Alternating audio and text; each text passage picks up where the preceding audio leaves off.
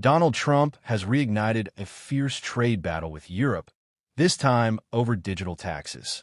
On the surface, it might sound like just another complicated economic dispute. But underneath, this is about power, money, and who gets to set the rules in the global digital economy. And if it escalates, it could reshape relations between the United States and its closest allies in Europe. The story goes back several years. As tech giants like Google, Apple, Facebook, and Amazon exploded in size, European governments began to complain. These companies were making billions of dollars from European users, yet paying only minimal taxes, thanks to clever accounting and loopholes.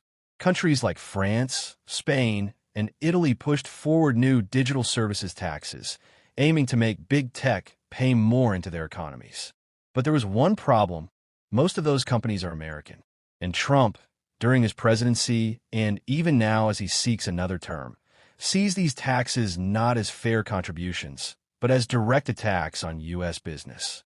In July 2019, when French President Emmanuel Macron introduced a 3% digital services tax, Trump threatened tariffs of up to 100% on French wine, cheese, and luxury goods. It was a warning shot, meant to show Europe that if they targeted Silicon Valley, Washington would hit back hard. Fast forward to 2020, and the Trump administration opened investigations into the tax policies of countries like Austria, Spain, the UK, and Turkey. Robert Lighthizer, the U.S. trade representative at the time, declared that these digital taxes discriminate against American companies. Although Trump later suspended some tariffs to give room for talks, the threat never disappeared. Now, with Trump once again holding the reins of U.S. trade policy, European leaders fear the return of those same aggressive tactics. Trump's latest comments, made during a campaign-style rally in Ohio in August 2025, sent shockwaves through Brussels. He accused the European Union of trying to steal from American innovators and vowed to retaliate with tariffs if digital taxes are enforced. European officials, including EU Commission President Ursula von der Leyen, quickly responded, saying that taxation is a sovereign matter and that Europe will not be bullied into giving special treatment to U.S. corporations. The stage is set for another showdown. The stakes here are enormous. The European Union argues that these taxes are about fairness. Why should Google or Facebook pay less tax in France than a small French bakery does? But Trump views it through a different lens. For him, this isn't about fairness. It's about sovereignty and dominance. He believes Europe is free-riding on U.S. innovation while punishing the very companies that made America the leader of the digital age.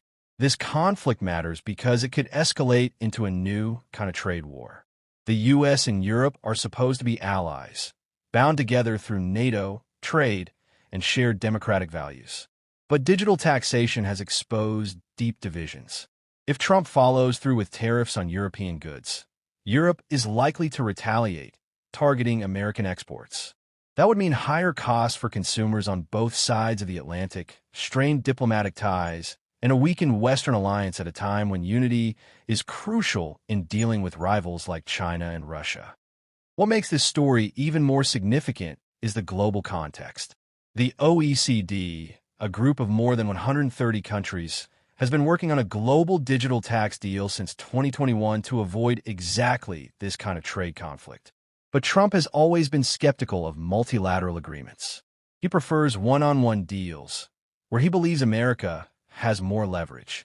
If he rejects the OECD deal and instead goes head-to-head with Europe, the global effort to reform taxation for the digital era could collapse.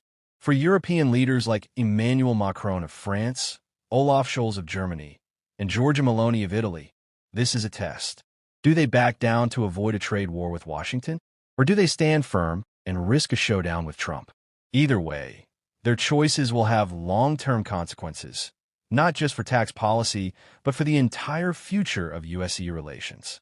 And for Trump, this fight is not just about economics. It's about image. It's about telling his supporters that he is defending American greatness against what he calls unfair treatment by foreign governments. And here's why you should care. This isn't just about governments. It's about ordinary people. If tariffs are imposed, European luxury goods could skyrocket in price, and the U.S. American tech services in Europe could become more expensive. Jobs and industries caught in the middle, whether wine producers in Bordeaux or farmers in Iowa, could be put at risk. Trade wars are never fought in isolation. Their costs always trickle down to everyday families. At its core, this is about control. Trump wants to defend American dominance in the digital economy.